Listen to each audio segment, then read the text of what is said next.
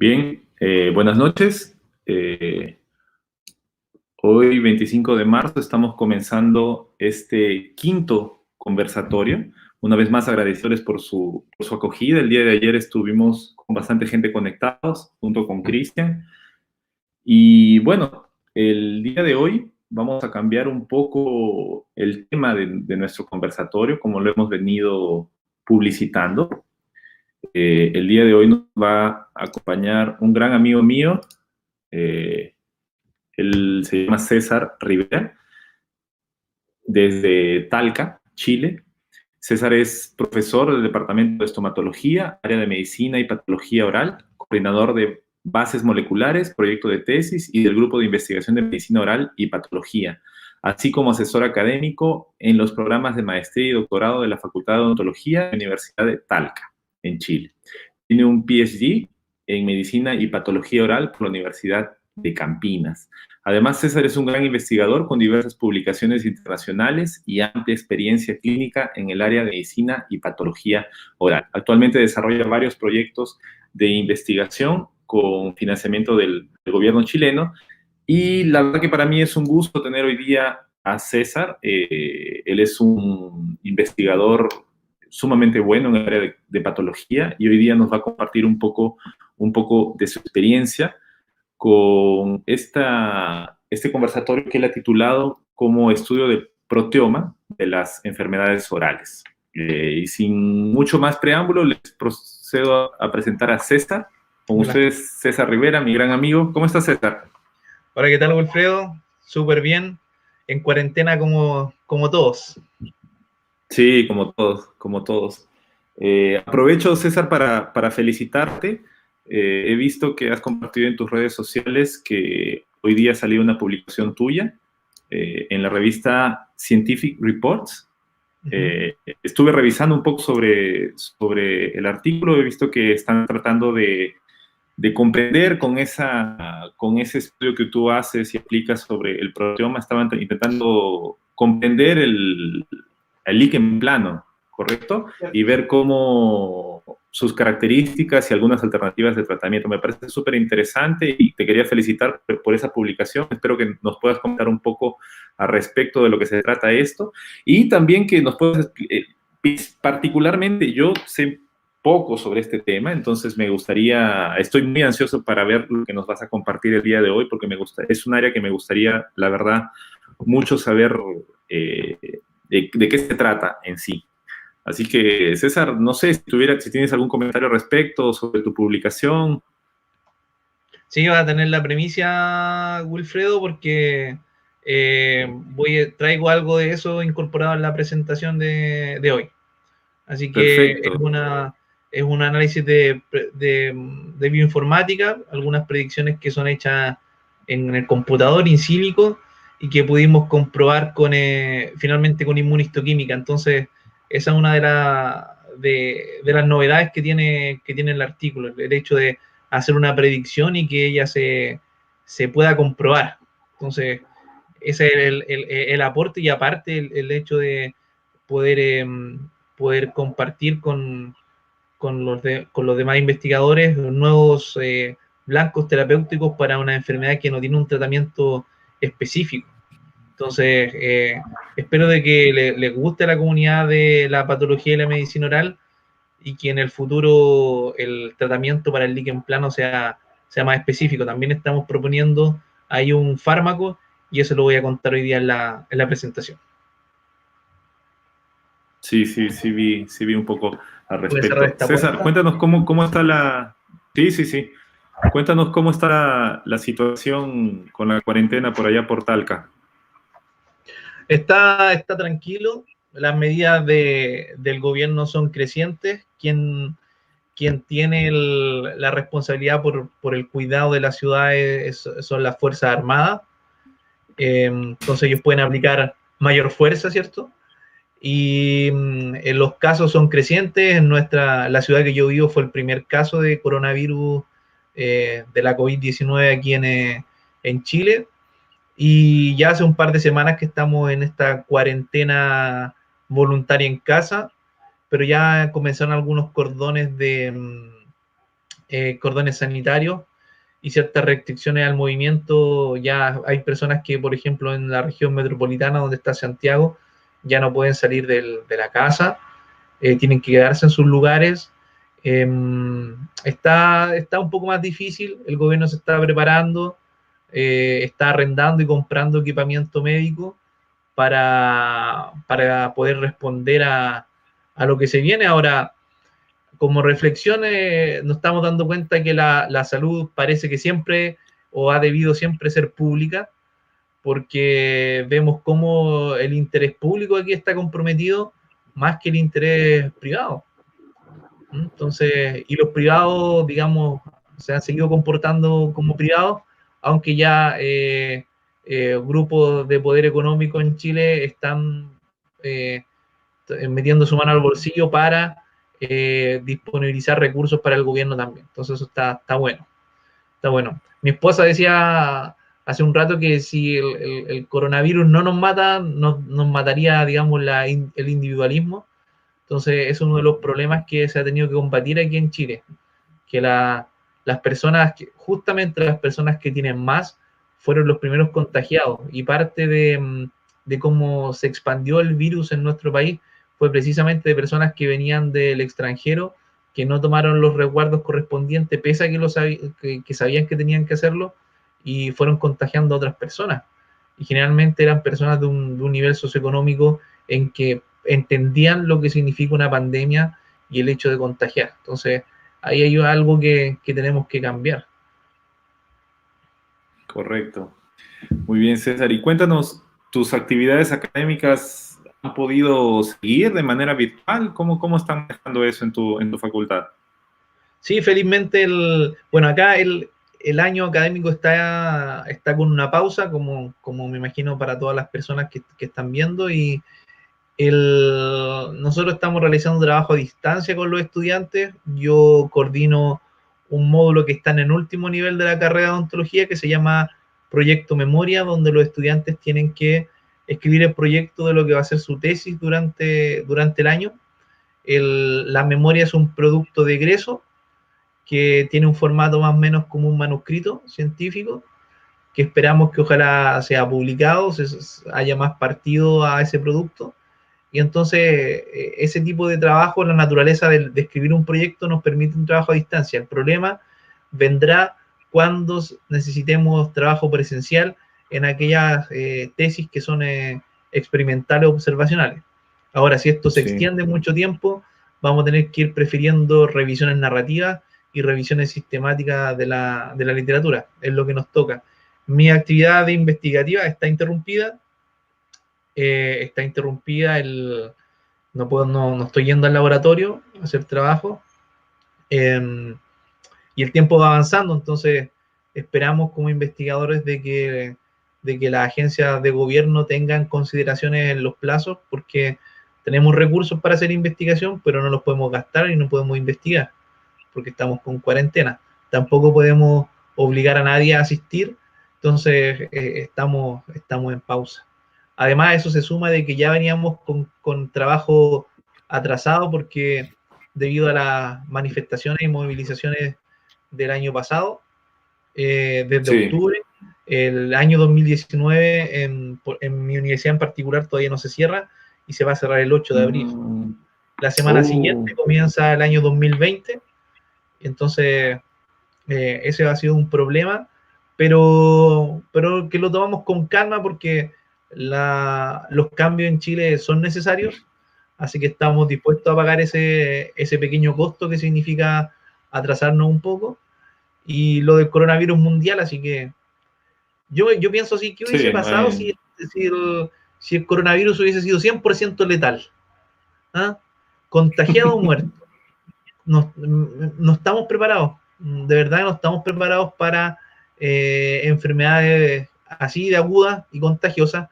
Y incluso le he dicho a mi esposa, que ella está haciendo un doctorado en epidemiología, lo veo en perspectiva, cómo a veces las cosas que investigamos parecen ser ahora tan poco relevantes, y que una gripe, que parece ser algo más común, toma una relevancia por sobre, no sé, pues, las enfermedades crónicas no transmisibles, que tanto hablamos de la diabetes, hipertensión y esas cosas.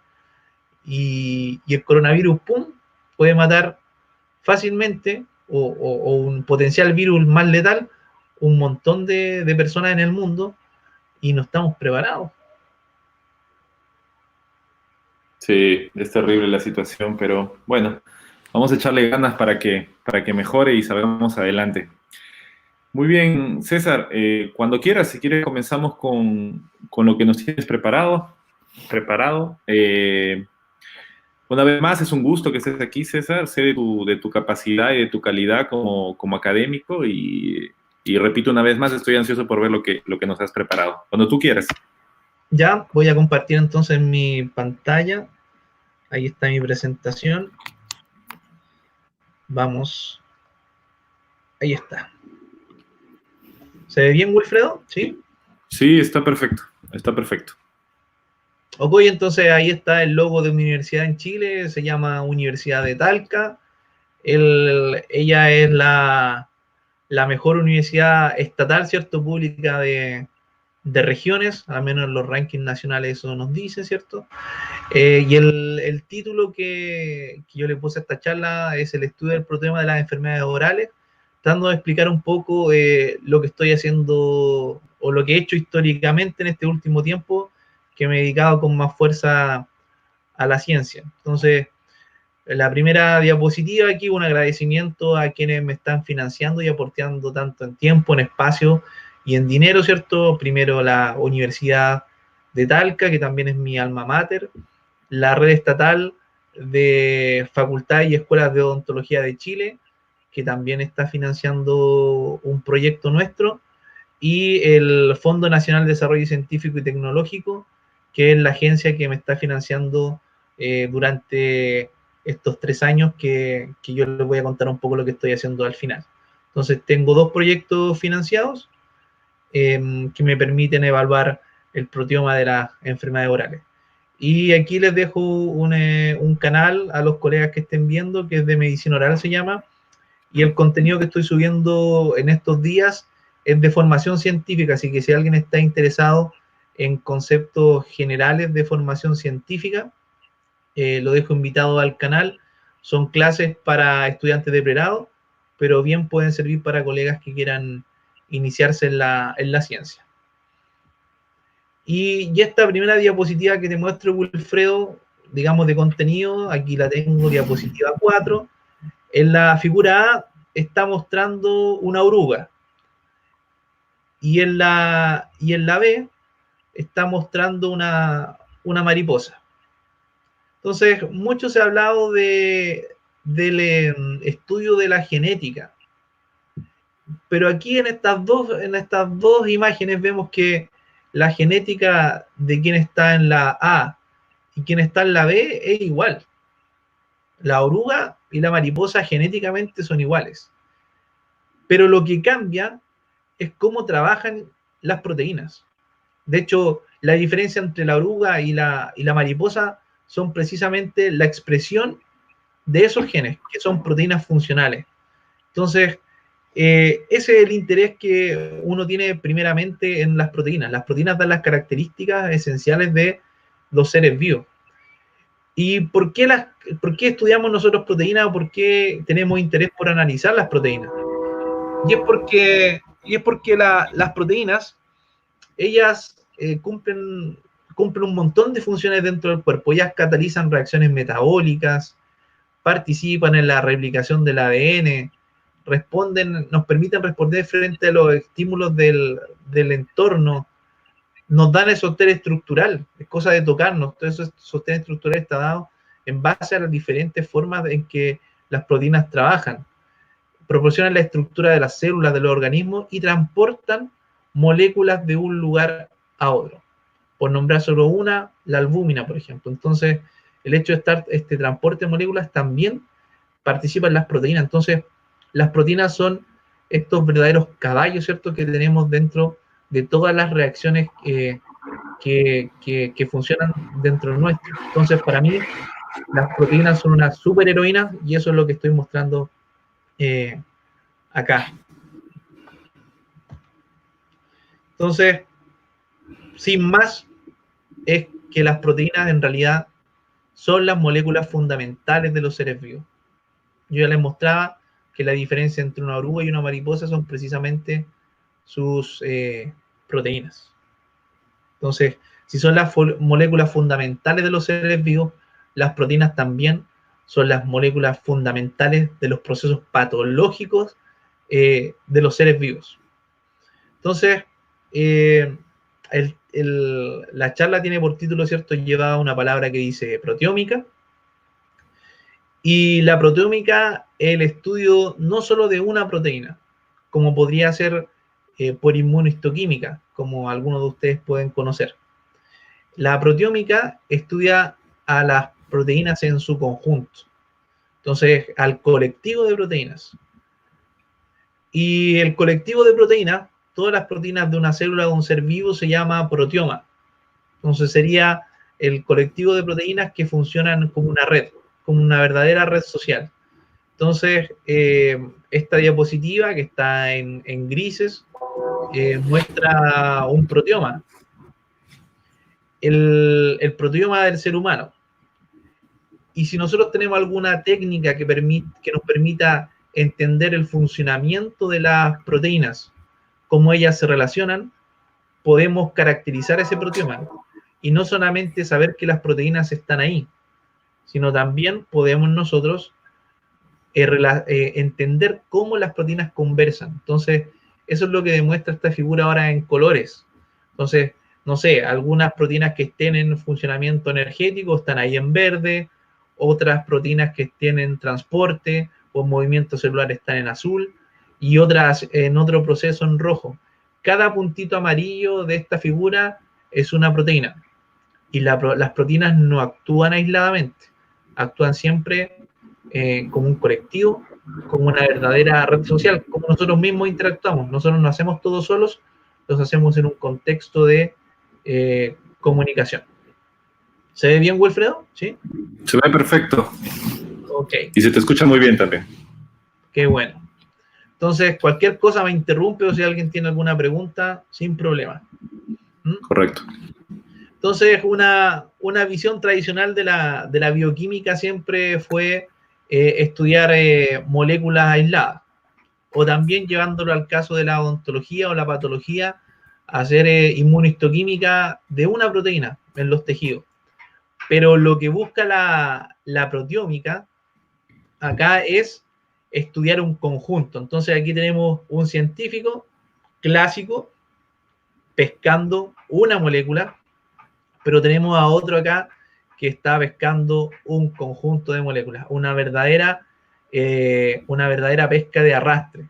Entonces, en la medida en que nosotros analicemos un conjunto mayor de proteínas, podemos entender mejor el contexto.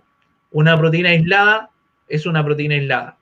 No sabemos su contexto, pero un colectivo, eso sí. Es como, por ejemplo, si nosotros estuviésemos en un auditorio lleno de personas, y si esa charla fuese de odontología, si tomamos a la gran parte de esos sujetos dentro del auditorio y les preguntamos a ustedes qué formación tienen, y todos nos dicen odontólogo, odontóloga, probablemente es una charla de odontología. Entendemos mejor el contexto porque el dato se va repitiendo.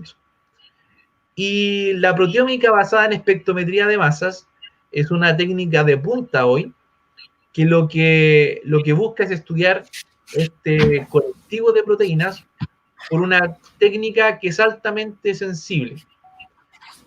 Se utilizan lo que se llaman los espectrómetros de masas, ¿ya? ¿Y cómo funciona la proteómica basada en espectrometría de masas? Aquí en la izquierda yo les estoy mostrando una muestra que puede ser un tejido, puede ser saliva, sangre, cualquier muestra biológica que quieran estudiar y que contenga, lógicamente, proteínas. Yo les coloqué ahí que la muestra puede estar íntegra o digerida. Íntegra es como, por ejemplo, yo deposito mi saliva en un tubo y esa saliva la analizo tal cual como viene en el tubo. Y digerida es que yo agrego alguna enzima que va a cortar en fragmentos todo el contenido de la muestra para ser analizada. Yo les voy a explicar después por qué están esos dos abordajes, ¿ya? Entonces, la proteómica basada en espectrometría de masa se hace en un espectrómetro. Y el espectrómetro tiene básicamente tres fases. Uno es una fuente de ionización. Entonces yo tengo una muestra con el contenido conocido y desconocido y yo la cargo eléctricamente con una fuente de ionización. Entonces eso es lo que representa la figura amarilla. Una carga eléctrica sobre una muestra. Imaginen que le cae una carga de iones de carga positiva a una muestra, un tubo de saliva. Entonces la muestra se va a cargar positivamente y por procesos de separación y fragmentación, la muestra que estaba íntegra ahora va a estar separada en partes. Cada parte o cada proteína y entonces cada péptido o cada ion no va a tener el mismo tamaño. Entonces, antes la muestra estaba íntegra, pero las moléculas que están contenidas ahí no tienen el mismo tamaño. Fíjense ustedes, y eso es lo que represento en los cuadritos de diferente tamaño. Entonces, hay cuadrados más grandes que son partes de la muestra que tienen un mayor tamaño, y hay cuadritos más pequeños que son parte de la muestra que efectivamente tienen moléculas más pequeñas. Entonces, el que tenga moléculas más pequeñas y moléculas más grandes con una siguiente dimensión, con una carga eléctrica, le va a permitir a un aparato leer la masa y leer la carga eléctrica. Una molécula mayor va a poder cargarse más y pesa más. Una molécula menor va a poder cargarse menos y pesa menos. Entonces, estos iones van a poder ser analizados y detectados dentro del espectrómetro y se van a generar curvas como la que estoy mostrando acá a la derecha. Gráficos que van a mostrar una intensidad y una relación entre la masa, el tamaño, ¿cierto? Lo que pesan estas moléculas de una muestra y su carga eléctrica. Esta relación de masa-carga y su intensidad es contrastada contra fuentes conocidas, que son bases de datos de acceso abierto, donde en base a esta información yo voy a poder reconocer qué péptido y luego qué proteína está contenida dentro de mi muestra. ¿Se entiende eso, Wilfredo? ¿O alguna aclaración? Sí. ¿Qué crees tú? No, está claro, está claro. Entonces, hay una carga eléctrica, ioniza una muestra. Esta es separada en fragmentos y cargas eléctricas que pueden ser analizadas por un espectrómetro de masa y luego esa información contrastada con una base de datos pública o comercial también. Entonces, yo les hablaba de que la muestra puede estar íntegra o digerida. Entonces, ¿cómo es eso? Por ejemplo, si tengo una muestra íntegra, y eso se llama top-down proteomics, que es una técnica proteómica que analiza muestras intactas, yo voy a tener moléculas tan grandes como un elefante, por ejemplo, en la saliva, y tan pequeñas como un ratón. Entonces, si yo quiero analizar y ionizar al elefante, la energía que voy a tener que poner en esa molécula representada por el elefante es mucha, versus la energía que yo voy a tener que incorporarle al ratón para analizarlo. Es lo mismo que estaba yo mostrando antes con esto.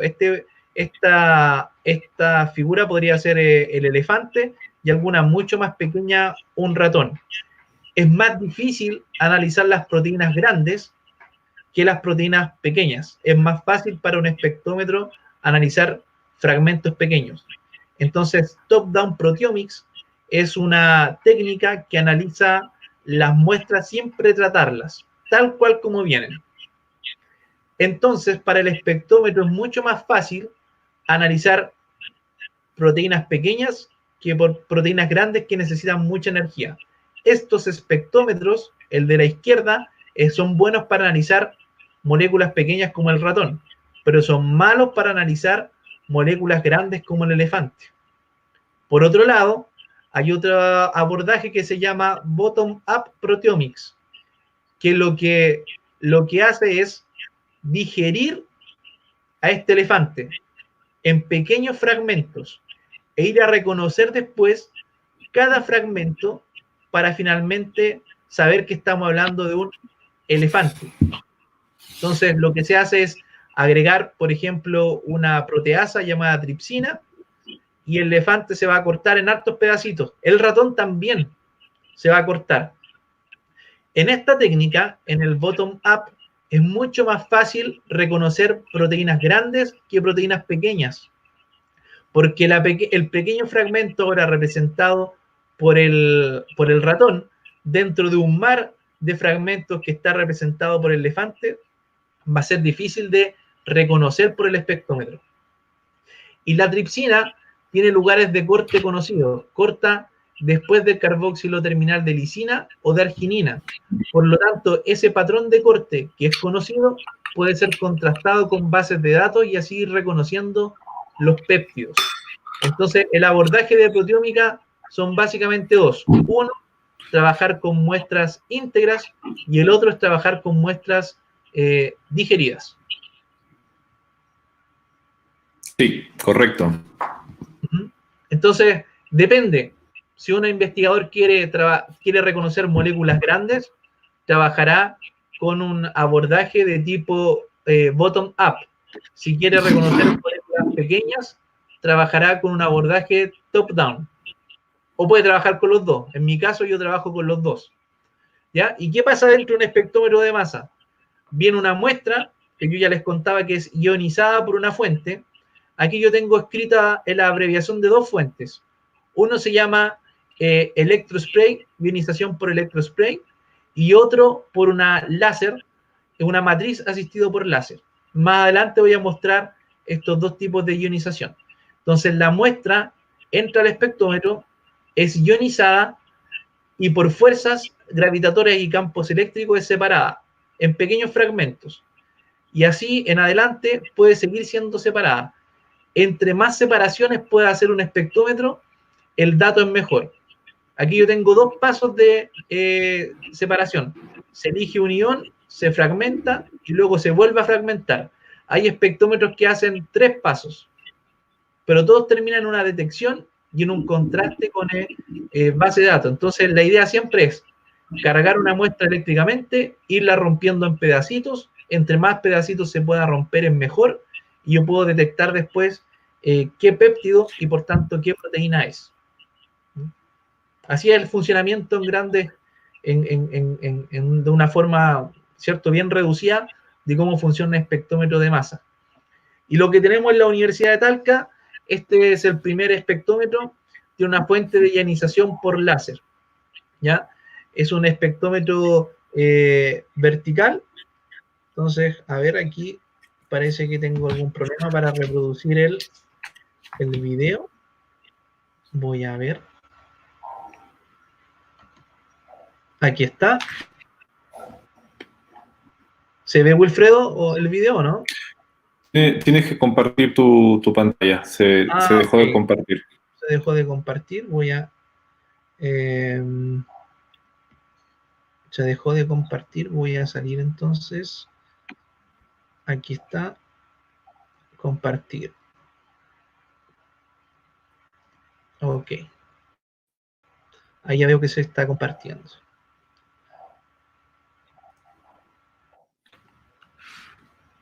Entonces, ¿ahora se ve? Sí, ahora se ve. Ok. Entonces, yo le estaba mostrando cómo funciona un espectrómetro y en este caso, este es el espectrómetro vertical MALDI. Aquí llega un láser en una matriz. Aquí ustedes pueden ver que cada pocillo de estos podría ser un pocillo que contiene una muestra. Entonces, le cae un láser a la muestra y lo que va a tratar de vaporizar es las moléculas que hay dentro. Entonces, va a tratar de elevar al elefante. Probablemente ese elefante no va a ser elevado, pero sí va a ser elevado el ratón. Entonces ahí está, entonces están avanzando las moléculas hacia los detectores que están dentro del espectrómetro.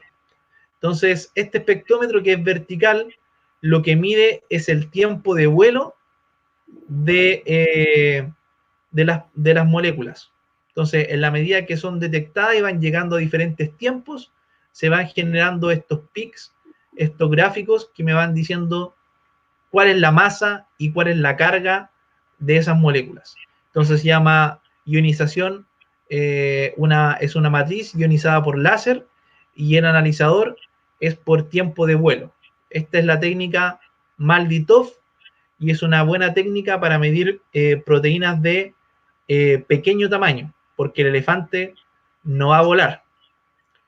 Una variación a la técnica Maldi-Toff es el Maldi Imaging, que es también un láser que cae sobre una muestra, pero esta es una muestra histológica como la que conocemos.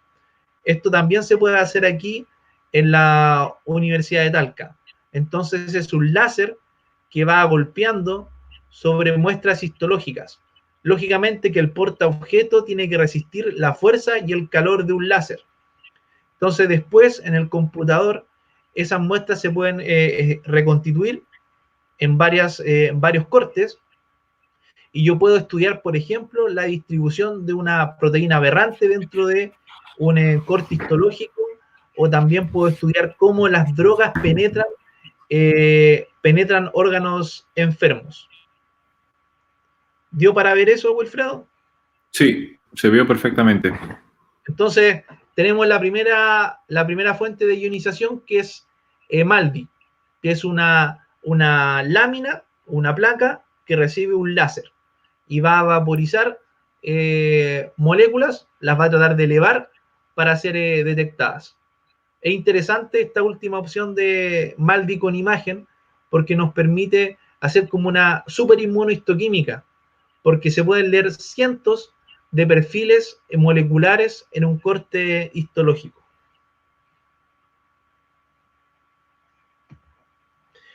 Y otra fuente de ionización es lo que yo les contaba de una ionización por láser, donde líquidos reciben una carga eléctrica y luego siguen un camino de analizadores para ir generando los perfiles de espectrometría. Entonces aquí una muestra es inyectada en un espectrómetro, se carga durante el camino y ahí va viajando por analizadores y por trampas que van seleccionando, ¿cierto?, ciertas moléculas en base a nuestro interés. Esto se programa y hay diferentes fases donde los iones van siendo analizados para ir generando lo que yo les contaba de estos perfiles moleculares que después son contrastados con base de datos. Esta ionización por ionización que le estoy mostrando aquí, la ionización ESI, fue lo que yo ocupé durante varios ciertos años en el doctorado en Brasil. ¿Ya? Entonces, ¿cuál es un posible caso de aplicación de estas tecnologías? ¿Cómo se podría llevar a la clínica? Entonces, aquí hay un ejemplo de lo que se hizo en Texas, donde se modificó un espectrómetro de masas y el lector está aquí, la forma de llevarse las moléculas en un lápiz. Entonces, es utilizado por cirujanos, por ejemplo, en cirugías de cerebro. Entonces, donde los márgenes, yo no sé si los márgenes de los tejidos están sanos o no. Entonces, baja una partícula de agua por este lápiz, toma contacto con el tejido cerebral y luego se lleva, ¿cierto? Ciertas moléculas que están contenidas ahí en el tejido cerebral, que son proteínas, se las lleva de vuelta al espectrómetro. Viajan y se van generando pics que corresponden a lugares con cáncer o que corresponden a lugares sanos. El espectrómetro está asistido por aquí por inteligencia artificial, porque los perfiles de cáncer o de salud ya fueron determinados previamente por otro estudio. Entonces, son datos que para nosotros los seres humanos son difíciles de manejar porque tienen muchas dimensiones. Pero eso es una aplicación en la clínica de la espectrometría de masas. Este lápiz, Wilfredo, ya existe y se usa.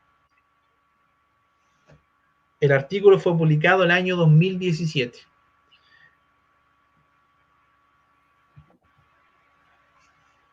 Y más aterrizado a lo que nosotros podríamos hacer en la clínica odontológica, es el caso de utilización que les voy a mostrar aquí a partir de la diapositiva 21.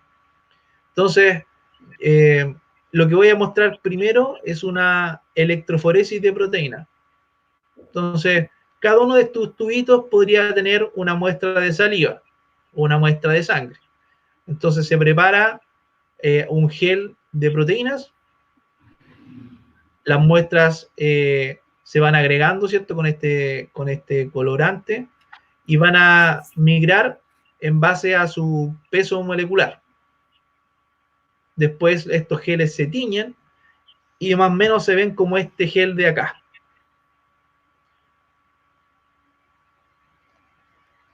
Entonces, este carril de este gel es una referencia de peso molecular, este de acá también, y este de acá también.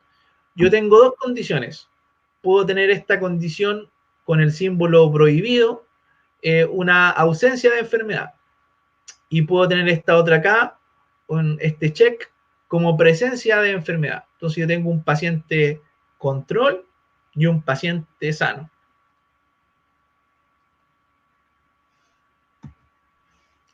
Entonces, este es un gel de proteína, y aquí en estas líneas amarillas estoy mostrando que hay diferencias en cantidades de algo entre un paciente sano y un paciente enfermo.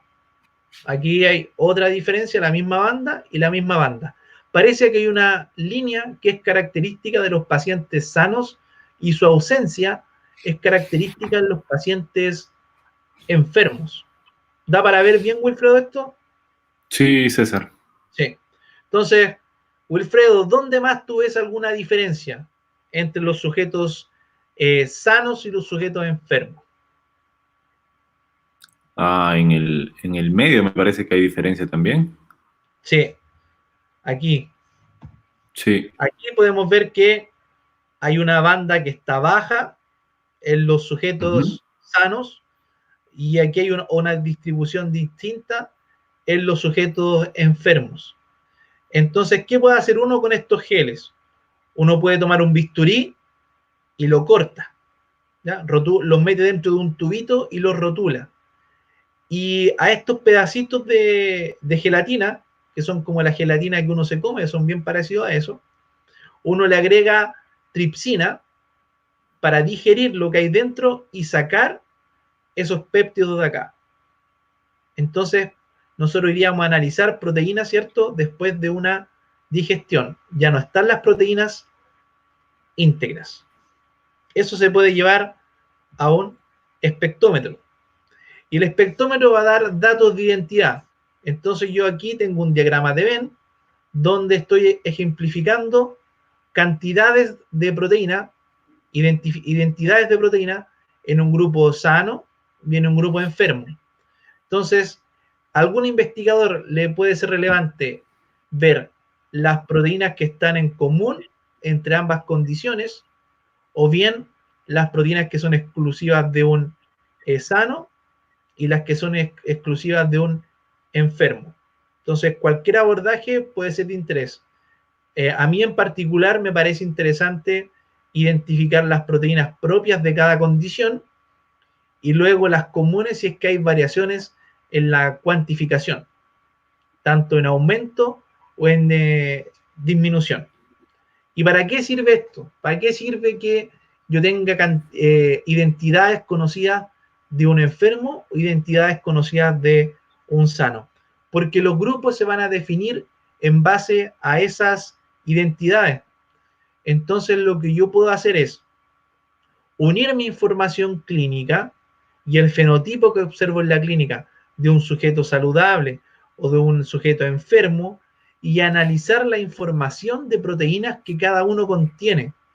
Y yo podré entender, por ejemplo, cuáles son las proteínas que son características de un sujeto sano, cuáles son las proteínas características de un sujeto enfermo y eventualmente ver cuáles de todas estas proteínas que son características de cada condición son las más importantes.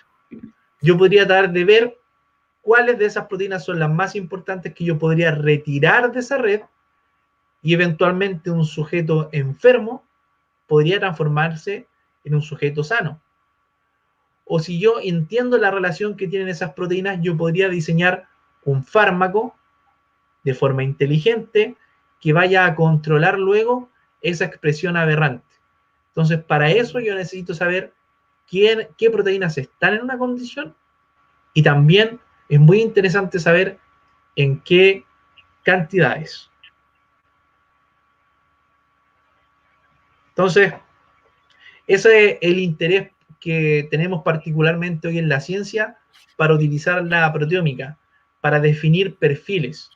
Entonces, nosotros clínicamente sabemos que hay sujetos enfermos, sabemos que hay sujetos sanos, pero ¿cuál es la información molecular que ellos tienen?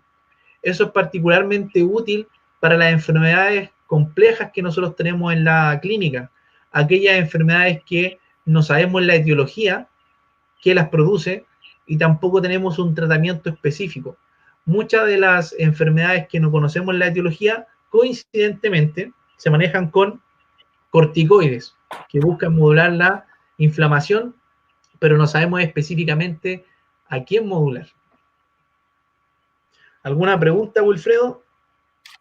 Sí, a ver, te comparto. Aquí quedaron algunas dudas, César. No sé si quieres salir de tu pantalla, de tu presentación solo un instante para que veas, para que consigas ver las preguntas. Sí.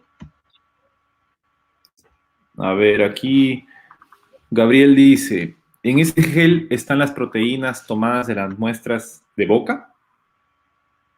Claro, este es un... ¿sí? El gel que estoy mostrando ahí no es un gel de boca, es un gel que yo uso como ejemplo conceptual para mostrar cómo sería. Correcto. Y aquí hay otra pregunta. Hola César, Cristian Rojas por acá. ¿Estas bases de datos con las que confrontas la información son universales o según el tejido a analizar es la base de datos que ocupas? Un saludo para Cristian, es colega, es patólogo. Vive en una ciudad muy linda aquí que es Pichilemu, ¿cierto? Y trabaja en Santiago. Es muy buena pregunta la que hace Cristian porque, por ejemplo, si yo sospecho de que una enfermedad oral es causada por una disbiosis bacteriana, la base de datos que yo iré a consultar luego de tener mis datos del espectrómetro es una base de datos de bacterias. O si yo estoy especulando de que puede haber un hongo involucrado, yo utilizaré una base de datos fúngica. O también yo alguna vez trabajé con células, donde transfecté células humanas con construcciones que fueron producidas en ratas. Por lo tanto, la base de contraste tuvo que enriquecerla con información de rata para poder obtener un resultado más confiable. Entonces, primero, la base de datos con la que voy a confrontar la información tiene que tener relación con mi pregunta. Son universales, están de libre acceso y se van siempre actualizando. El lugar donde se obtienen las bases de datos se llama Uniprot. Entonces, ahí está la información de todas las proteínas que son descubiertas y los nombres oficiales también de las proteínas, las secuencias, porque finalmente lo que yo reconozco en un espectrómetro son pequeños fragmentos, son péptidos. Entonces, es como que yo tengo un 100% que lo corto en hartos pedacitos. Después el espectrómetro no es capaz de reconocer el 100%, pero reconoce, ojalá, alrededor de un 60, un 70% de las secuencias, y entonces se puede armar un mapa, lo que se llama cobertura de secuencia. Entonces, si yo reconozco un 60 o 70% de una proteína, probablemente ya voy a reconocer su identidad. Hay un problema, sí, cuando las coberturas de secuencia son bajas, entonces yo tengo, no sé, un 30%, y justamente ese 30% puede ser en común para una proteína u otra, el análisis del espectrómetro va a decir eso, 50% para una, 50% para otra. Ese dato no es muy confiable. Igual los espectrómetros nos van rankings, entonces nos dice, de acuerdo a esta secuencia, lo más probable es que tu proteína sea esta, en un segundo lugar esta, en un tercero esta, y así. Entonces, las bases de datos sí son universales, y también dependen, claro, dependen del tejido y la célula. En general yo lo trabajo como seres humanos, pero también uno puede analizar específicamente líneas de células. Se pueden buscar bases de datos propias de líneas de células, de ratones, de insectos. Incluso hay áreas de la biomedicina que trabaja, por ejemplo, con anfibios. Y los anfibios se están descubriendo, a veces se descubre una nueva especie y se quiere entender su proteómica. Entonces no hay base de datos para esa especie y se hace por análisis comparado. Entonces probablemente la proteína de esta rana o sapo tiene esta secuencia porque la especie es muy parecida a esta otra. Entonces felizmente para nosotros trabajar con seres humanos es más fácil porque todas las proteínas están identificadas. Lo que va variando son los contextos, las modificaciones posttraduccionales y algunas expresiones aberrantes. Las isoformas también están prácticamente, bueno, están en trabajo, pero prácticamente están todas conocidas o se van a conocer prontamente, porque una proteína tiene una forma que puede ser estar en la membrana, pero también puede tener otra forma que es secretada. Entonces la secuencia cambia. Las bases de datos, Cristian, felizmente nos dicen qué forma es. Muy bien. Y César, aquí hay una pregunta que está en tres partes, así que te voy a pasar las tres partes A ver. para que las leamos juntos. Esteban es un compatriota tuyo, un amigo nuestro que está haciendo doctorado aquí en en la UNESP de Araraquara. Él es de Santiago. Si no me equivoco, Ajá, él está en en el área de diagnóstico. Esteban se ya. llama. Dice, hola, recién me uní a la conversa. Lamento haber llegado tarde. También investigo con herramientas de proteómica al respecto. ¿Qué software o herramientas utiliza para hacer análisis de enriquecimiento? Y finaliza cuando ya ha definido proteínas significativas según otros análisis previos. Ok. Entonces el análisis de enriquecimiento es cuando tengo un conjunto de proteínas, por ejemplo, identifiqué 90 o 100 proteínas en una situación X. No, de hecho, 90 o 100 es bastante poco para un espectrómetro, van a ser más. Eh, y el análisis de enriquecimiento consiste en poner a todas estas proteínas en un contexto biológico. Entonces, uno es cómo las proteínas se relacionan entre ellas en mi muestra, pero lo otro es ponerlo en contexto cómo se relacionan ellas con todas las proteínas del ser humano, ¿ya? Entonces, para hacer esos análisis de enriquecimiento, existen bases de datos, existen software para hacerlo. En mi caso, para hacer el análisis de enriquecimiento, utilizo la base de datos que se llama Stitch, S-T-I-C-H. Esa está en línea, ¿ya? También uso la base de datos que se llama Reactome, que es Reactome, también es de acceso abierto, reactome.org. Esas dos son en línea. Mi preferido para hacer análisis de enriquecimiento es un programa que es gratuito, que se llama Cytoscape. Se escribe con C, Y, Toscape. Ese programa te permite crear redes de interacción y el fondo, el enriquecimiento, el contexto, para eso puedes utilizar distintas bases de datos que se conectan con Cytoscape.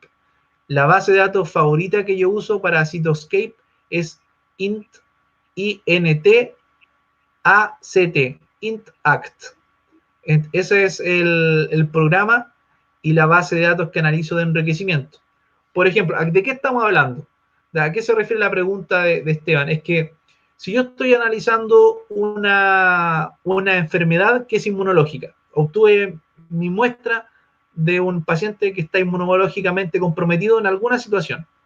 Entonces, yo quiero entender cómo funcionan esas proteínas en conjunto, cómo funciona la red. Yo trataré de utilizar una base de datos que complete mi panorama, que dé información sobre el sistema inmune.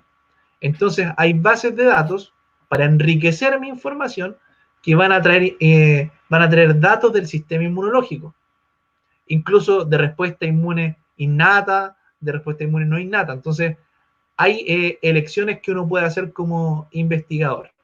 Yo he usado la base INT-ACT, también Reactome, Reactome, ¿cierto? Conectándome con este software, y hay varias más, pero me ha gustado esta INT-ACT. En los Perfecto. artículos, Esteban, ponle ojo a los artículos que vienen ahora en esta sección, los puedes revisar, ahí está todo el dato de qué software he ocupado y cuáles son sus aplicaciones. Y en los archivos adjuntos yo he adjuntado todo, está toda la información para jugar con los datos. Muy bien, César. Por favor, seguimos. Seguimos entonces.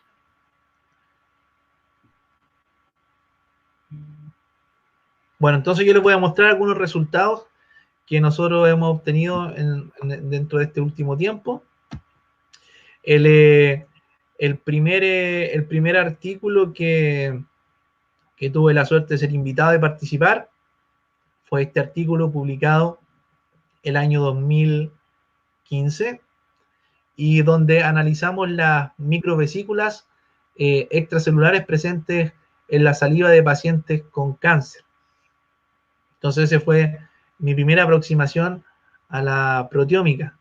Entonces, lo que ustedes están viendo aquí es una figura que, claro, en el artículo está bien más grande, pero esto es un análisis que se están construyendo grupos o clústeres basados en la expresión de las proteínas encontradas en las microvesículas de sujetos controles que están aquí, controles saludables, y pacientes con cáncer oral. Entonces ustedes pueden ver que este primer grupo de proteínas de acá se encuentra en general con una baja expresión en pacientes con cáncer, y acá se encuentra con una alta expresión en pacientes control. Por el contrario, este otro grupo de proteínas que está aquí tiene una alta expresión en los pacientes con cáncer y una baja expresión en general en los pacientes control. Entonces eso me permite la información de presencia y de expresión, sea real o relativa, de las proteínas, me permite clasificar sujetos en grupos. Ahora, la clasificación no siempre es perfecta, y ustedes pueden ver que hay sujetos con cáncer que están bien más cerca de los grupos control. Pero lo que vimos es que efectivamente las microvesículas extracelulares en la saliva de pacientes con cáncer y control permiten identificarlos. ¿Qué es una vesícula extracelular? Las células sueltan pequeñas bolsas de supermercado. Esas bolsas de supermercado contienen material genético, contienen proteínas, tanto dentro en forma libre y también adheridos a la membrana. Entonces es una verdadera bolsa de instrucciones que las células sanas y las células con cáncer están depositando en nuestra saliva, y alguna cosa hacen. En base a las proteínas que identificamos en las vesículas, nosotros pudimos establecer que la proteína llamada PPIA, ¿cierto? Su expresión permitió discriminar entre sujetos que tenían una baja supervivencia y sujetos que tenían una mejor supervivencia en un tiempo más o menos de 33 meses. Entonces yo les estoy mostrando los datos que para mí, los resultados que para mí son más relevantes de cada artículo. Hay detalles, ¿cierto?, en cada uno de ellos que pueden revisar. ¿Sí, Wilfredo? ¿Sí? ¿Me dijiste algo? Sí. No, ¿Sí? no. Sigue, por favor, César. Sigue. Ok. Este es otro artículo que se llevó gran parte de mi trabajo doctoral, donde yo evalué una proteína que se llama grina. Es una proteína involucrada en el desarrollo de la unión neuromuscular y es una proteína de matriz extracelular. Es un proteoglicano que tiene grupos estos de paransulfato. Y la expresión de agrina, nosotros la vimos en cultivo celular, de que las células de cáncer expresaban y secretaban mucha agrina versus las células de sujetos normales. Entonces, uno de los primeros desafíos fue ver si es que en el tejido de pacientes con cáncer y sanos, la agrina tenía una alta expresión.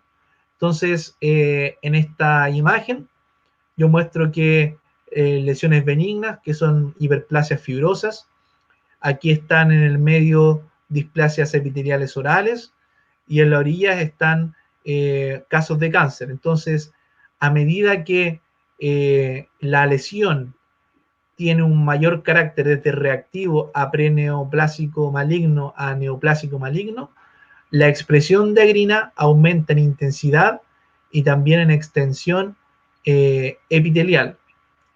Y la expresión por inmunistoquímica, ¿cierto?, de esta proteína permitió clasificar bien a sujetos en grupos de cáncer, ¿cierto?, precáncer y lesiones benignas. Yo también analicé la expresión génica de esta proteína en tejidos y la superexpresé en células, también la silencié y algunos de esos resultados ustedes pueden verlos en el artículo que les estoy compartiendo y que también se lo puedo enviar a Wilfredo. Todos estos artículos están en acceso abierto, así que pueden ser descargados sin problema. ¿Ya? Yo silencié el gen de esta proteína que se llama grina, que recordemos la identificamos primero como altamente secretada por células de cáncer, con esta espectrometría de masas que no consideró la muestra íntegra, sino que hicimos digestión con tripsina. Entonces, una vez silenciada la proteína en las células de cáncer, estas células fueron inyectadas en lenguas de ratones. Y este es un modelo ortotópico de cáncer oral. Entonces, aquí ustedes tienen en la izquierda células de cáncer inyectadas donde ellas fueron transfectadas con una construcción que no silenciaba el gen de agrina. Por lo tanto, estas células producen agrina. A la derecha son células que efectivamente no expresaban o expresaban en bajas cantidades la proteína, y ustedes pueden ver que las lesiones por cáncer saltan a la vista. El cáncer donde está presente la proteína tiene una forma ulcerada y altamente invasiva. El cáncer donde no se silenció la proteína tiene más bien una forma conservada en el epitelio y no es tan invasivo como en el caso de cuando la proteína está presente. El área de crecimiento tumoral, la invasión vascular y la invasión neural, por cierto, fueron menores en aquel grupo donde la proteína fue silenciada versus el grupo donde la proteína estaba presente. Entonces, lo que nosotros podemos concluir es que la presencia de agrina media la agresividad local del cáncer oral.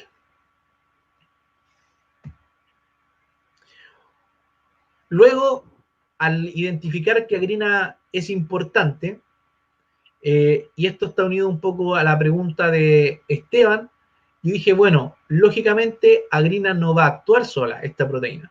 Entonces, ¿qué hice? Superexpresé su secreción en algunas líneas celulares, y ese caldo que secretan las células lo fui a analizar por las tecnologías que ya les contaba. esta tecnología de ionización y tomando en consideración la muestra digerida. Entonces, luego de identificar un listado de proteínas, yo introduje ese listado en el programa Cytoscape, y al listado que estaba en la condición de agrina superexpresada, le di un valor más 3. Y por el contrario, mi condición control tuvo un valor menos 3.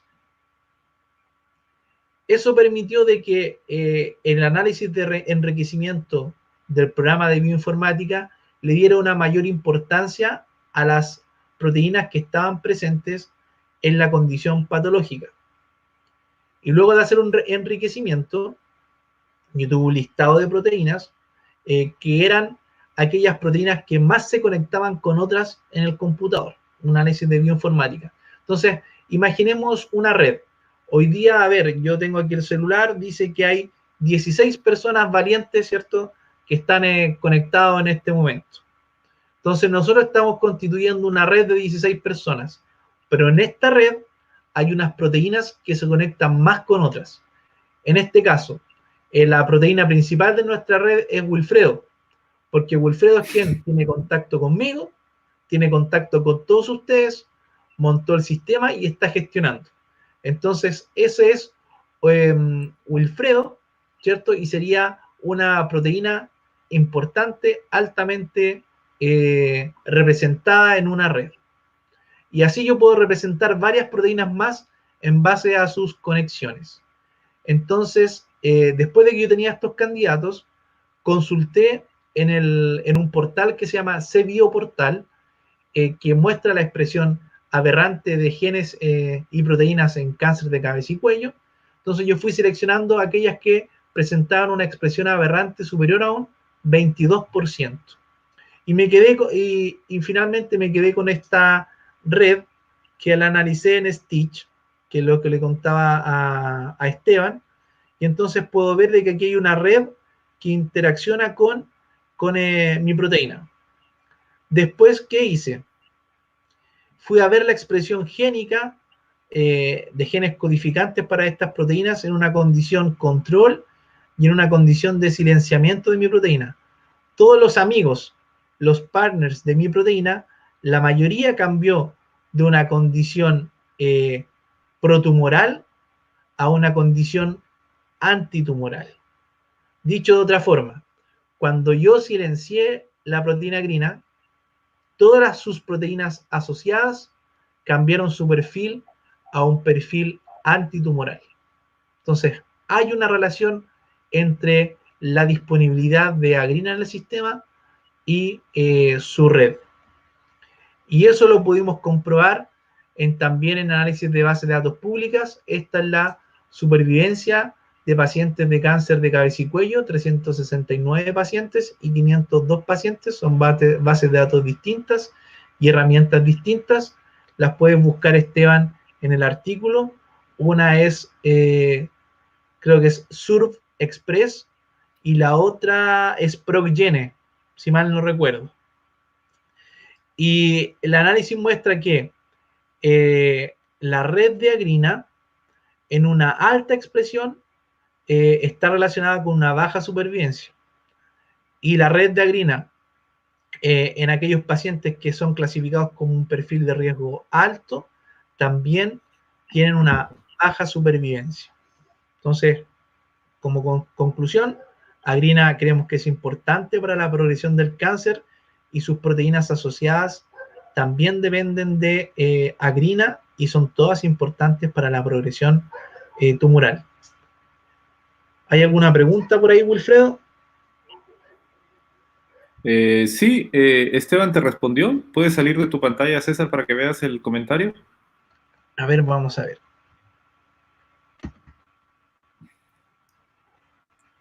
Esteban te respondió, dice, excelente. Yo he usado Cytoscape, sin embargo, no manejo con mucha fluidez las herramientas, de modo que aún no consigo ver lo que busco. Veré tus referencias. Muchas gracias. Y aquí hay una pregunta de Cindy. Hola César, felicidades por el trabajo que estás presentando. ¿De dónde puedo tomar mis muestras para un adecuado análisis proteómico? ¿Tejido fresco, tejido congelado, tejidos embebidos en parafina? El, ahí es buena la pregunta de Cindy porque tiene tres casos que uno habitualmente se encuentra en la clínica. Entonces, la primera selección es tejido fresco y preparar un protocolo de manipulación de ese tejido fresco. Entonces, es lo mejor. En segundo lugar, el tejido congelado. Y en tercer lugar, el tejido embebido en parafina, porque el problema de la parafina es que va a alterar la estructura de las proteínas. Entonces las proteínas son más difíciles de reconocer. Y hay algunos protocolos que lo que se hace es tratar la parafina de forma tal de exponer antígenos, como cuando se hace la inmunistoquímica. Entonces, por temperatura, por bafecitrato, se trata de exponer moléculas antígenos en esos cortes, pero sin lugar a dudas, la primera opción es el tejido fresco o los fluidos frescos, y luego tejido congelado y así. Ahora, también una buena opción, tomar el tejido fresco o la saliva fresca, ¿cierto? Hacer las preparaciones y congelarla, y después seguir trabajando. Pero la parafina debería ser la última opción, con una excepción. La parafina es una muy buena opción cuando se hace MALDI imaging, o sea, ese láser que cae sobre la placa histológica, porque el perfil molecular que voy a obtener tiene una disposición espacial. Es como la inmunohistoquímica, pero en vez de ver una cosa, yo puedo ver cientos de cosas. Entonces, con esa excepción, tejido fresco congelado. Pero para el MALDI imaging, en parafina es una muy buena opción para los laboratorios de patología. Muy bien. Y Cindy hizo otra pregunta. César, ¿por casualidad hiciste alguna correlación con la cantidad de nervios y el tamaño de los tumores? No hice análisis de correlación entre cantidad de nervios y tamaño de tumores, solo la presencia y ausencia de eventos de invasión neural y el tamaño tumoral asociado a la proteína silenciada, ¿cierto? Knockdown, la verdad es que no es knockout, es knockdown, y los casos controles. ¿Por qué no hice alguna correlación? Porque el N, cuando uno ocupa animales, es muy pequeño. Entonces, a mí me gusta trabajar la inmunistoquímica y los trabajos con animales y en realidad con pacientes. Me gusta esto de está o no está. Porque esto de que un número me determina a mí la importancia clínica a veces es un poco incómodo.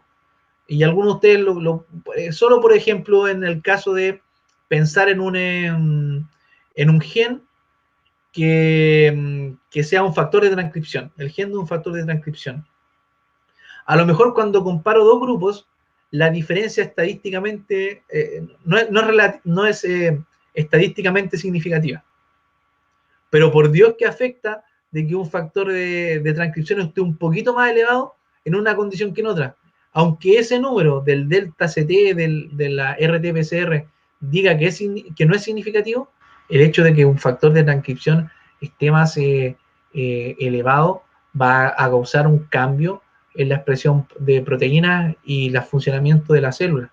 Entonces, eh, hay que tomarse con calma lo de los números, y en el caso que me pregunta Cindy, no hice correlación, porque era un N pequeño, creo que eran un N de 3 o 5 ratones. Entonces, con lo que nos quedamos fue con la observación clínica, que era, de hecho, ustedes como vieron las lesiones, nosotros tuvimos que realizar la eutanasia anticipada de los ratones porque corrían riesgo de sufrimiento. De hecho, ya estaban sufriendo con ese tamaño ya de lesión. Muy bien. Y Cristian Rojas, creo que era el nombre de tu colega, dice, César, ¿podrías explicar nuevamente cómo se interpretan esos diagramas de colores con clusters? ¿Clusters? Sí. El análisis de clúster o de conglomerado lo que busca es reducir la variabilidad de la muestra. Entonces, imaginemos que hay 50 pacientes. Todos esos 50 pacientes somos todos distintos. Entonces, antes de hacer cualquier análisis en el fondo, salvo la condición sano o enfermo, si fuese conocida, todos nosotros nos representamos a nosotros mismos. Entonces, una forma de disminuir la variabilidad de un grupo es agruparlos en base a características que son similares. Entonces, yo voy a mostrar de nuevo la figura y ahí los grupos fueron clasificados en base a expresiones de proteína o existencia de proteínas similares o distintas. Por ejemplo, Cristian, si nosotros tres, Wilfredo, tú y yo, tenemos la expresión elevada de una proteína y disminuida de otra, nosotros tres, coincidentemente, vamos a ser agrupados en un grupo. Podríamos ser sanos, podríamos ser enfermos. Ahora, esa es una proteína, pero estamos analizando cientos. Entonces, la clasificación no va a ser tan exacta. Entonces, puede ser que yo tenga 95 elevadas, 35 disminuidas, y puede ser que Wilfredo tiene 70 y tantas elevadas, 20 y tantas disminuidas, y la mayoría nuestra, si coincide, nos vamos a agrupar en un grupo. Pero si la mayoría no coincide, nos vamos a alejar, y Wilfredo y yo vamos a estar en otros grupos. Voy a ver cuál diapositiva era. Era, creo que esta de aquí. ¿Sí? Entonces, aquí hay sujetos arriba, casos de cáncer, y acá hay sujetos controles. De hecho, los controles son minoría en este estudio. Entonces, podemos ver que en base a todas estas proteínas que están aquí a la izquierda, la mayoría de los sujetos con cáncer, con algunas excepciones, la mayoría, que son los cuadraditos en verde, presenta una baja expresión de estas proteínas, pero los sujetos controles presentan una alta expresión de esas mismas proteínas. Acá abajo sigue el listado y puedo ver que los sujetos ahora enfermos presentan una alta expresión de estas proteínas que están aquí abajo y los sujetos controles una baja expresión de las proteínas que están aquí abajo. Entonces, así yo puedo establecer perfiles. Yo diré, los pacientes con cáncer en general presentan estas proteínas disminuidas y estas proteínas elevadas. Por el contrario, los pacientes control presentan una alta expresión de estas proteínas y una baja expresión de estas otras. Aquí hay alrededor de 20 proteínas. Pues imaginémonos 20 y 20. Si yo analizo qué representan esas 20 proteínas, imaginemos respuesta inmunológica elevada o respuesta inmunológica baja, yo ni siquiera después hablaré de las proteínas, hablaré de las vías biológicas o procesos biológicos que ellas representan. No sé si le aclaré la duda a Cristian. Vamos a esperar. Si responde, yo te aviso. Ok, entonces, siguiendo en la pregunta de Cristian, aquí al medio está la línea de la intensidad. De aquí para acá, en rojo, entre más rojo, mayor expresión. El centro, que es negro, es neutro. Y de aquí para acá es una baja expresión. Entonces, verde representa una baja expresión. Y aquí hay verdes para estas proteínas. Y rojos presentan una alta expresión. Y por aquí hay rojos. Y por acá también. Cada columna es un sujeto. Y cada línea es una proteína. Ahora, esta intensidad de los cuadritos de colores en realidad representa un número que está aquí. Entonces, mientras un número es menos intenso, va a ser más verde, y mientras es más intenso, va a ser más rojo. Eso representa, esto es en el fondo un diagrama de temperatura. No solo se usan para expresión génica. Estas podrían ser, estas columnas podrían ser ciudades, y estas líneas de acá podrían ser enfermedades. Y la primera línea podría ser, por ejemplo, hipertensión. Entonces yo diré, si hay más sujetos en una ciudad con hipertensión, las ciudades van a ir tomando colores rojos, y si hay menos sujetos, las ciudades van a ir tomando colores verdes. ¿Qué dice Cristian algo? ¿Dice alguna cosa? Sí, dice, sí, ahora entiendo, César, muchas gracias. Ok. Entonces, estamos acá en Agrina.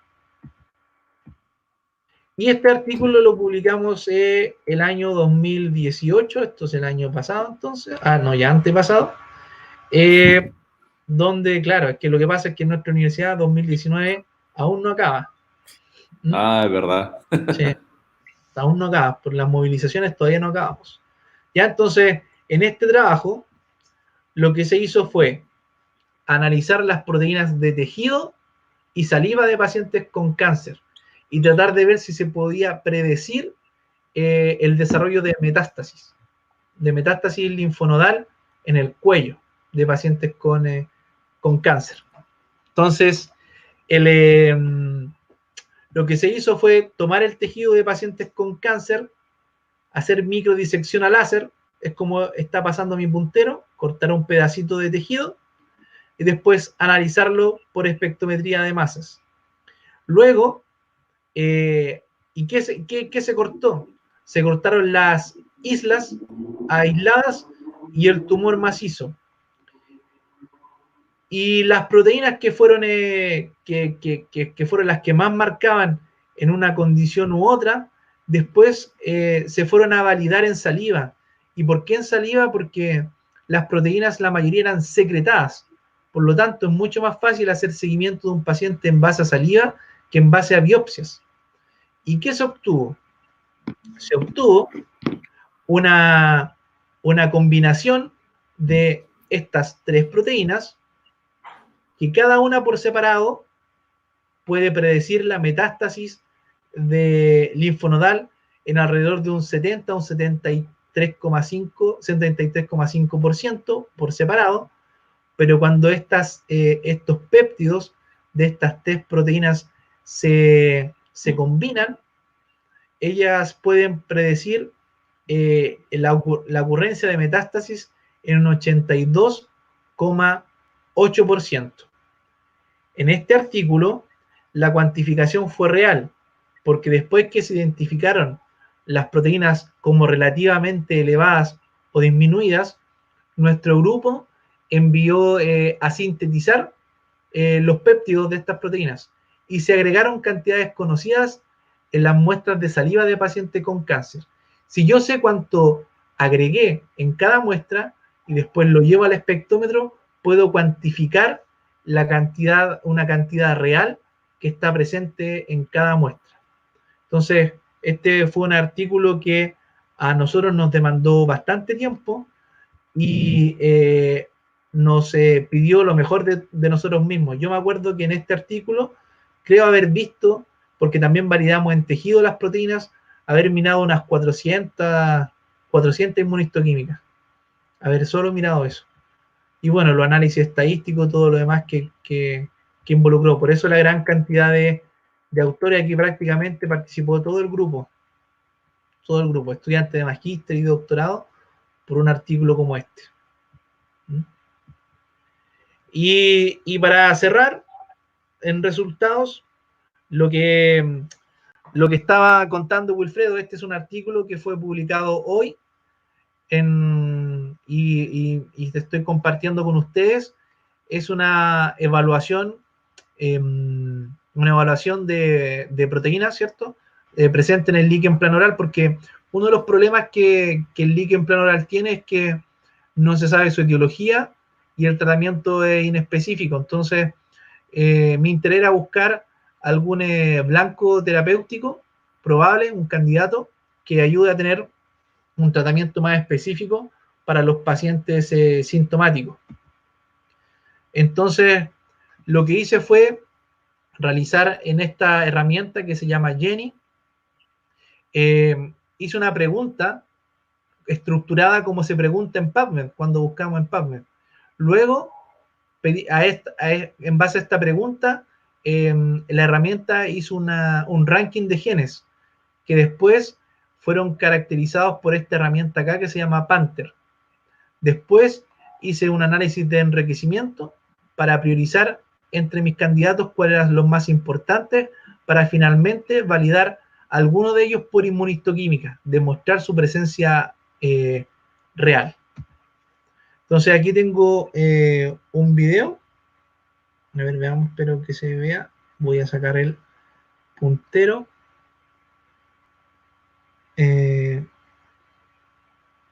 Pluma, flecha.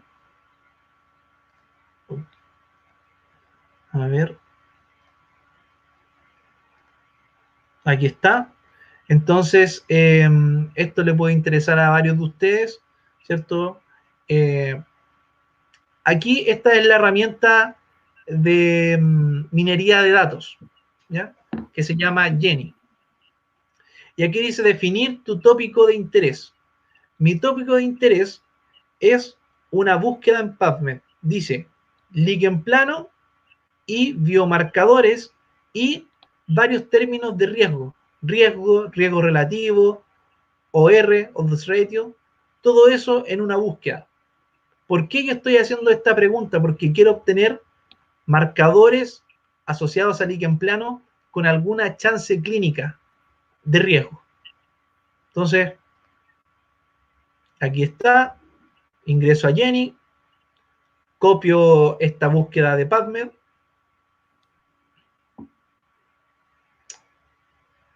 aquí abajo quiero tener todos los genes desde qué especie, cliqueo en humano, cliqueo en humano, y estoy pidiendo solo genes codificantes de proteína, para después tener una relación con el producto del gen, que es una proteína. Entonces, tipo de gen, genes codificantes, y voy a colocar rankear los artículos en base a mi pregunta. Ahí arriba está la pregunta que yo hice, que es una búsqueda de PubMed, como la puede hacer cualquiera de nosotros, y la herramienta, en base a minería de datos, clasificó, ¿cierto?, un listado grande de genes, que fue superior a 800 genes. Entonces, son genes que están dentro de un texto, de un resumen, en un artículo que podría responder o corresponder a mi pregunta, la pregunta que yo hice de búsqueda. Copio el listado de genes que me dio Jenny y lo llevo a Panther. Y en Panther copio el listado completo de genes. Yo quiero saber cuáles son las características de esos genes codificantes de proteína. O sea, finalmente, las características de esa proteína.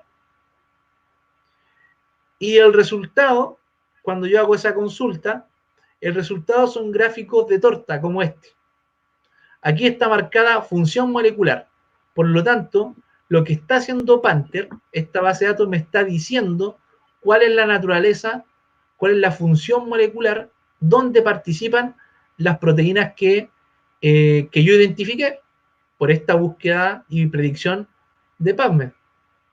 Entonces, lo que hicimos después fue ir cliqueando en la característica principal de la torta, llegando hasta el final, hasta cuando ya no había más clasificaciones.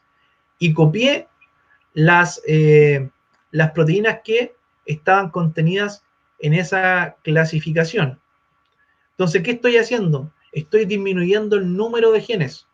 Aquí están todos, pero mientras vaya haciendo clic, sumergiéndome en las clasificaciones, voy a tener siempre una menor cantidad de genes. Entonces voy haciendo clic en la característica mayor de la torta. Aparecieron más características, subgrupos, sigo haciendo clic en el principal, siguen apareciendo subgrupos,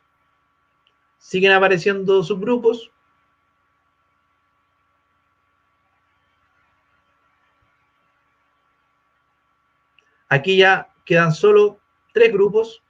Hago clic en la característica principal, que eran moléculas asociadas a la actividad de citoquinas. Entonces ya de 800, en función molecular, me quedan unas 20.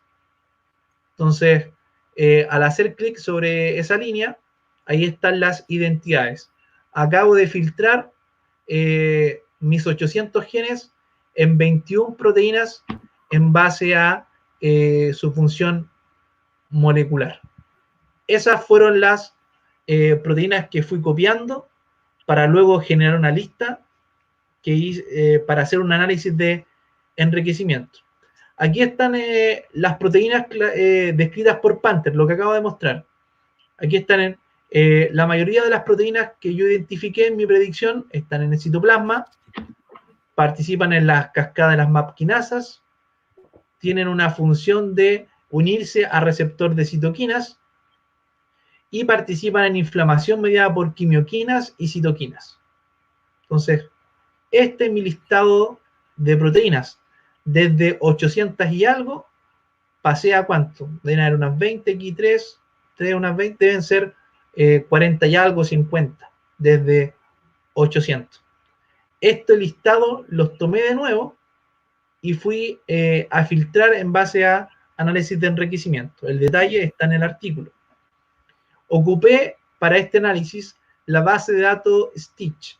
Entonces quise evaluar si todas mis proteínas efectivamente hacían parte de una red biológicamente conectada.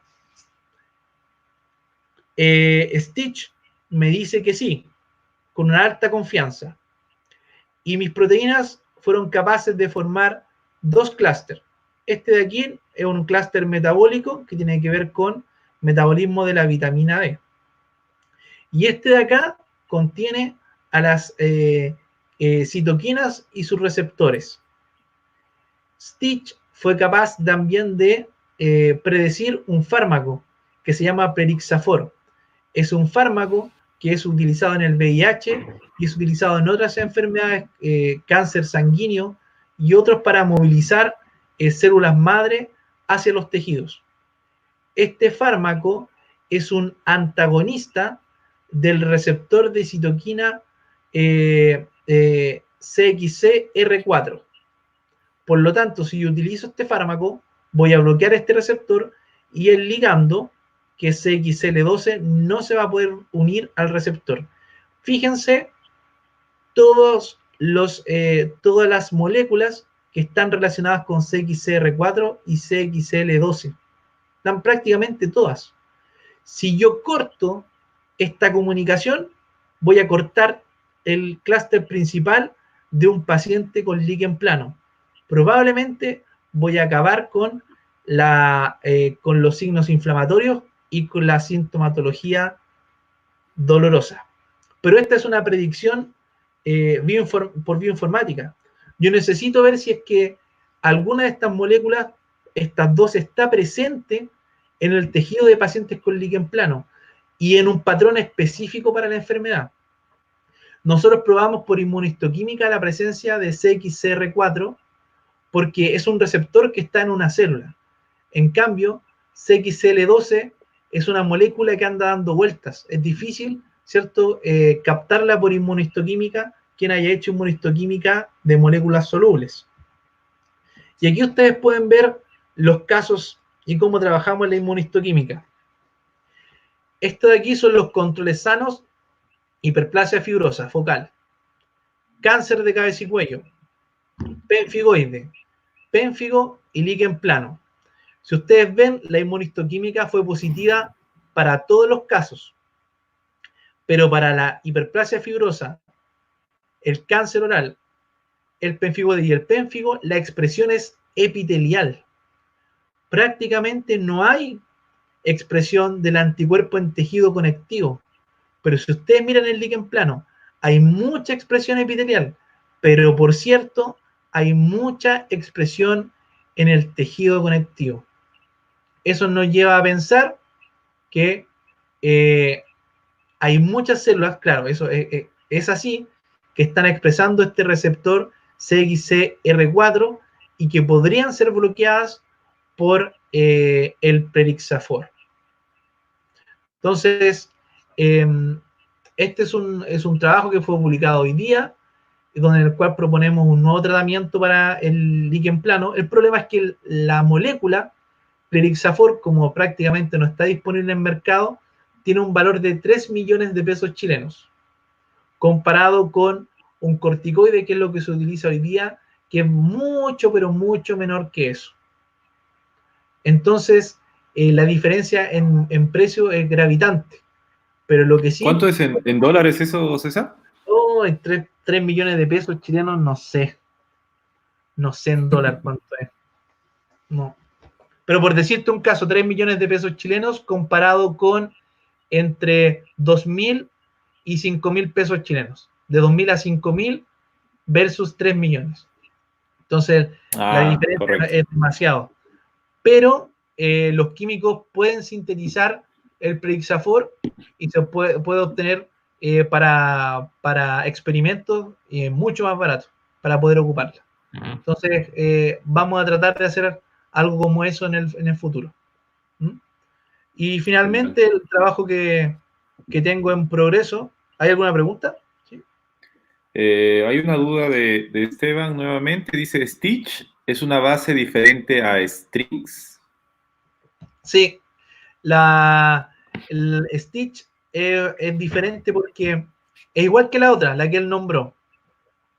Es igual con la diferencia de que incorpora fármacos en las redes.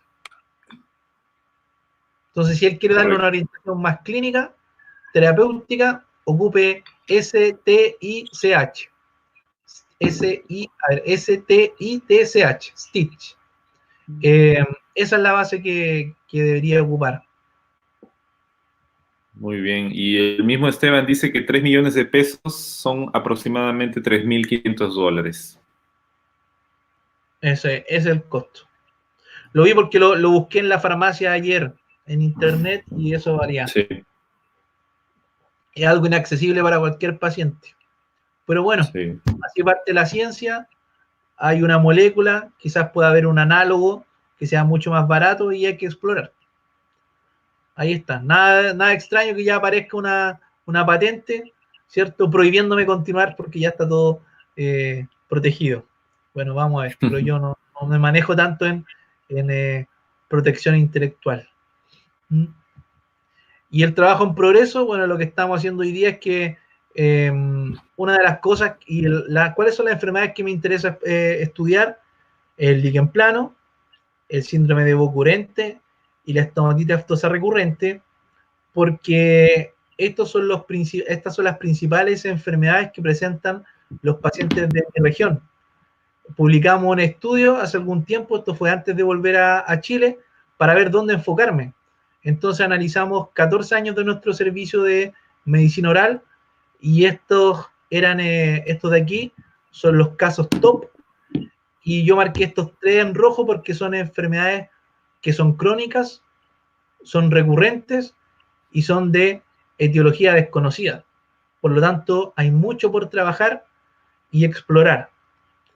Y lo que tengo en curso hoy día es un proyecto financiado en el cual busco evaluar pacientes sanos, sin historial de estomatitis aftosa recurrente en su vida, y pacientes con aftas, con estomatitis aftosa recurrente, durante el periodo de ulceración, durante el periodo de remisión y cuando vuelven a presentar una úlcera. Lo que busco identificar por espectrometría de masas es ver si hay una huella digital, un patrón molecular que me permita definir primero por qué los sujetos no hacen aftas y por qué sí hacen. Luego ver de qué depende que un paciente haga más úlceras o menos úlceras y de que si estas son más o menos graves. Eso es lo que felizmente alcancé a hacer el año pasado, que es recolectar la muestra para trabajar este año en el laboratorio, porque justo antes de la movilización nosotros ya teníamos el N de los pacientes. Esto fue una fase clínica, ¿ya? Y como las aftas son úlceras que son eminentemente diagnosticadas en la clínica, por examen clínico, por ética no las podemos biopsiar.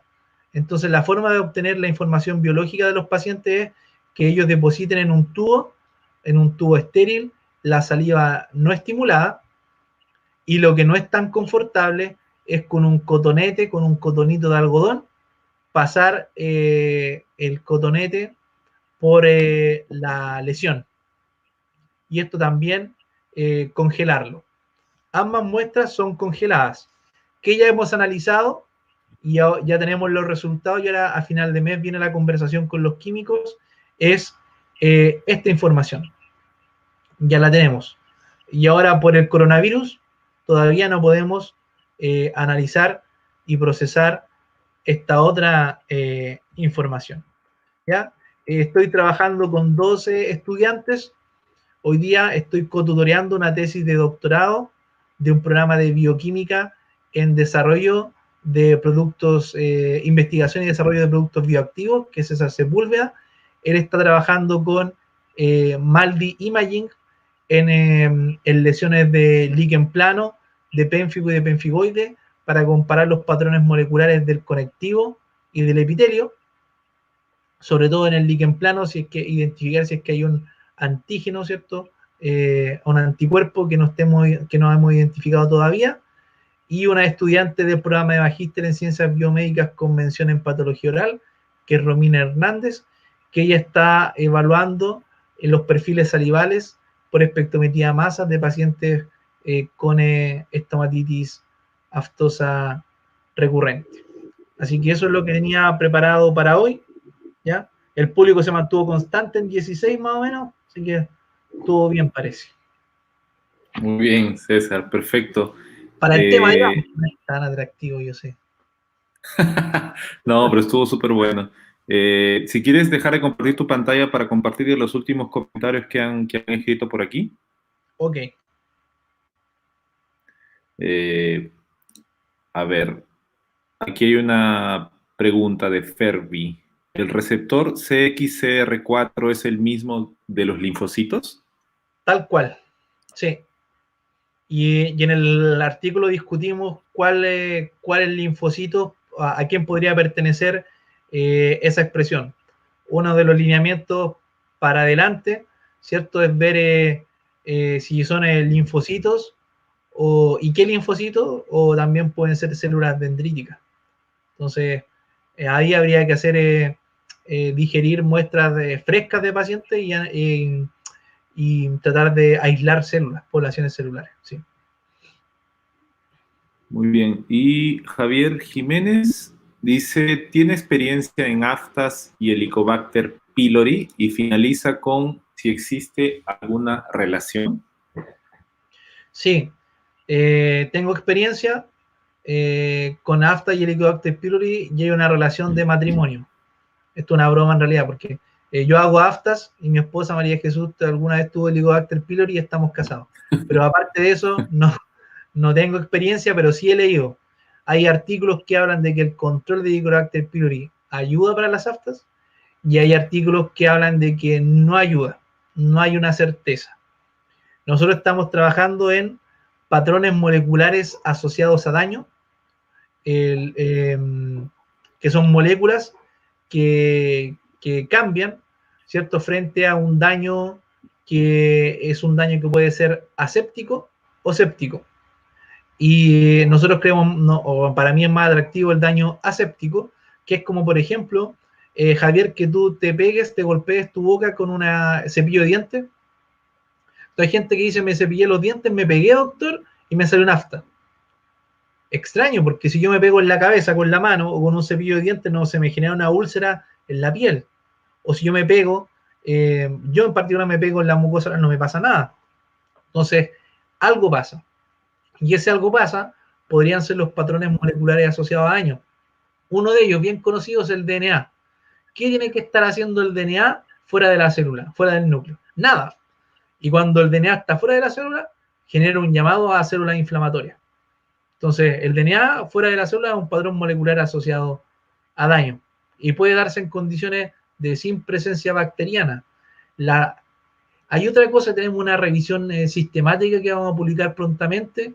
Ahora yo creo que la cuarentena va a dar para terminar los artículos, es con una estudiante de pregrado donde evaluamos los factores de riesgo para afta.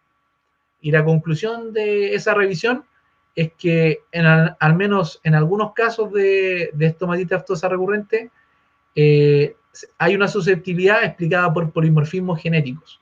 O sea, hay una tipo sensibilidad o sensibilización a estímulos que te pueden gatillar aftas. Es lo único que encontramos. Todos los artículos que presentan bacterias, alergias, alimentación, etcétera, etcétera, no pasaron el criterio de calidad para ser incluidos en la síntesis final. Entonces hay que tener en cuenta siempre de que un estudio de correlación o asociación, ¿cierto? No representa causalidad. Y eso es importante que le pongamos ojos como clínicos a los diales. Ya cuando nosotros queremos leer un artículo de causalidad, son varios criterios estadísticos y diseños que deben cumplir. La mayoría de los artículos en las revisiones sistemáticas que he publicado se caen por eso, por el diseño final, lo robusto que son los datos que presenta. Así que por ahora vamos a seguir buscando. Yo creo que es multifactorial.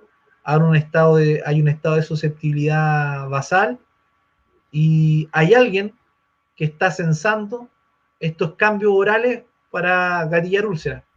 Una carta al editor que publicamos con Romina en diciembre del año pasado hablaba precisamente de esta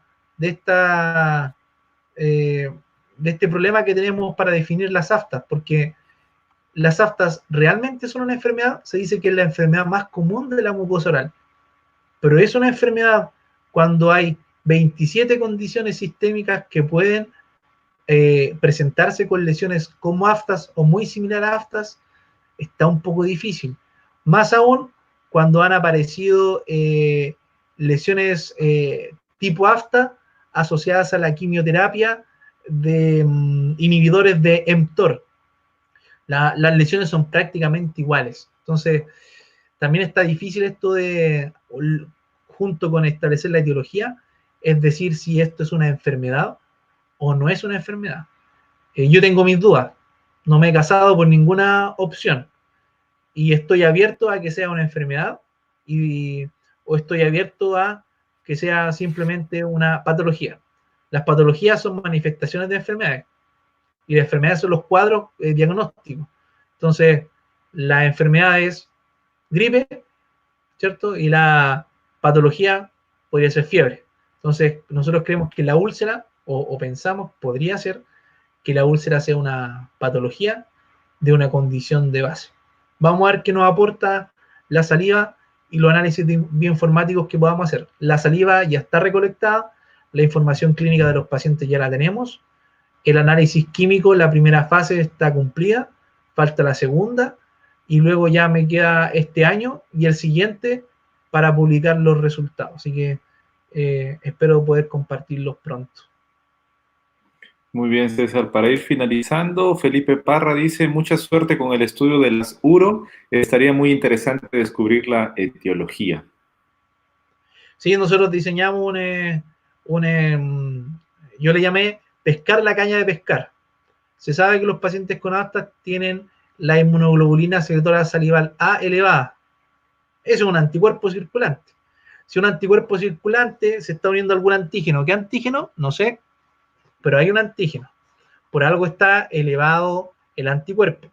Entonces, cuando la inmunoglobulina secretora salival A tiene subtipos y se ha visto de que un subtipo se mantiene siempre elevado, pese a que la úlcera no esté, y otro subtipo baja.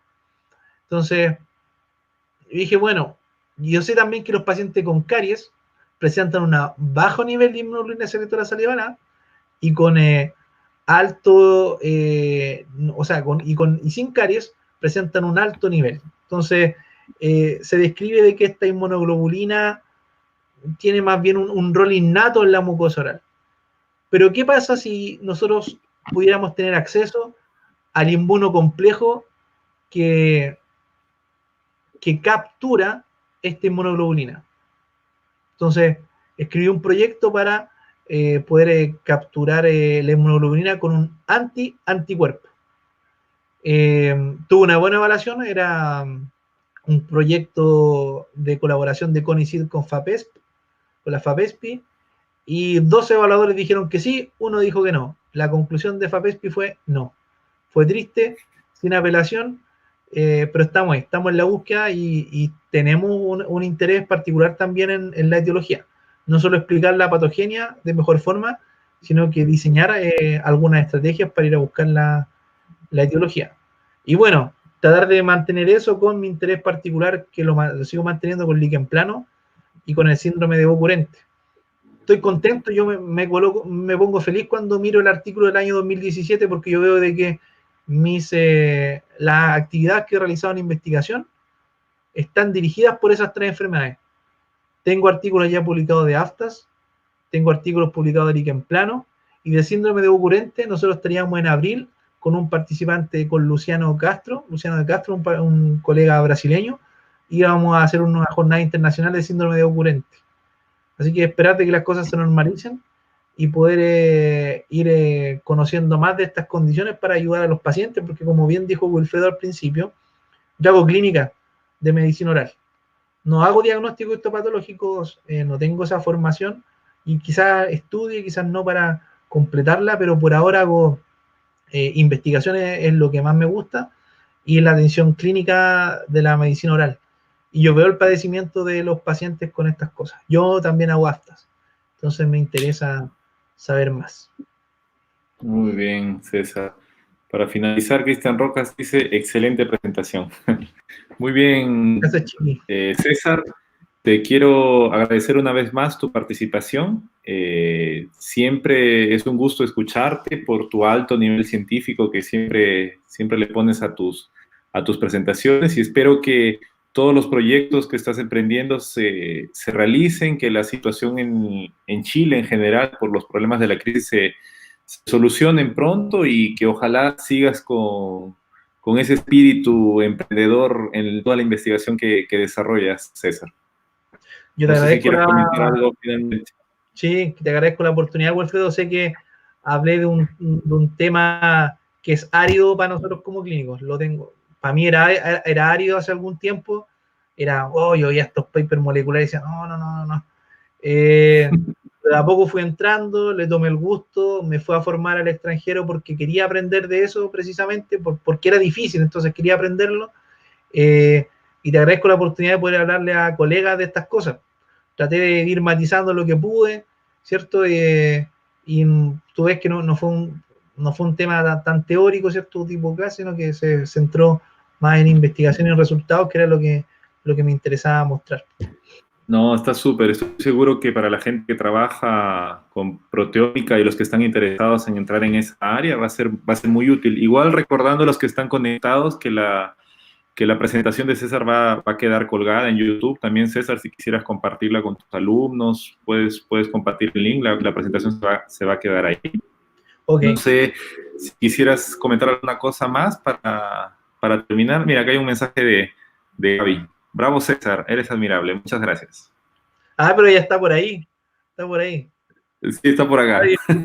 Felicitaciones por tu defensa y bueno, para cerrar, felicitarte por tu defensa de hoy.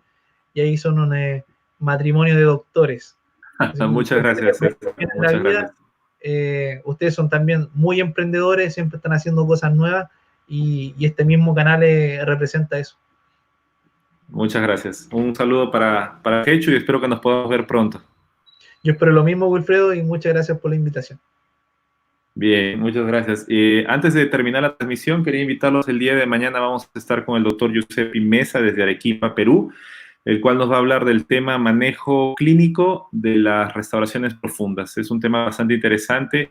Giuseppe tiene bastante documentación clínica, él tiene bastante experiencia en el tema y creo que va a ser del interés de todos nosotros. Muchas gracias una vez más y con eso terminamos la transmisión. Hasta pronto. Chao, hasta pronto. Dale, un abrazo.